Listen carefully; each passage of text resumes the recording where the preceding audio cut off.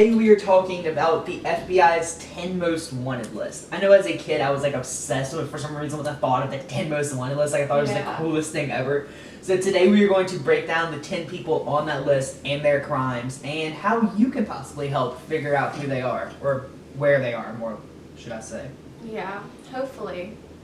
Little Southern Woke podcast can maybe bring one of them into custody. How cool would that be? I know, like way out of the realm of possibilities probably, but hey, I feel like our podcast reaches a good few corners of the world, so. Anyways, to get started, I looked up some history behind the list that the FBI puts out, and it said the FBI launched its 10 Most Wanted program on March 14th, 1950.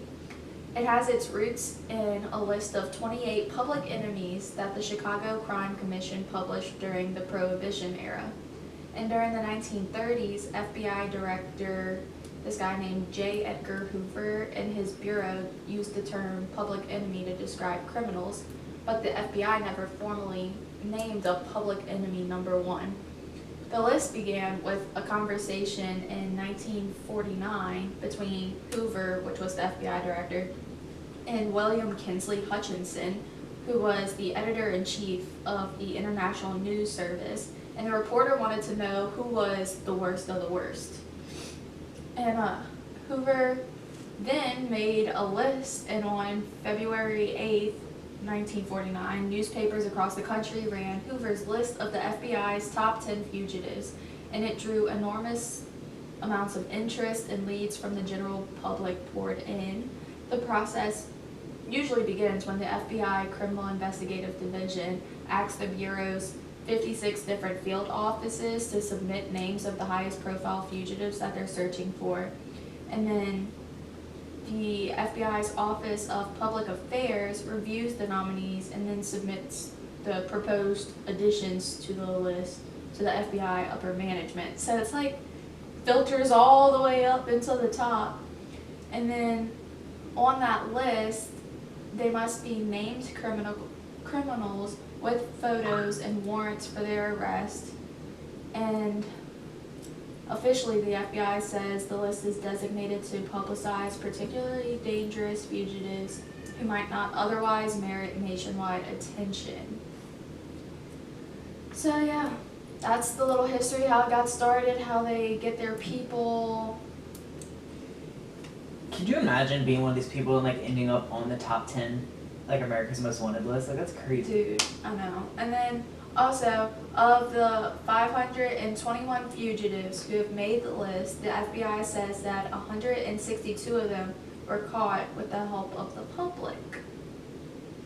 And then we have that whole America's Most Wanted show that ran from 1998 to 2013, which got a lot more attention to the list, and they also helped bring in 17 of the 10 most wanted.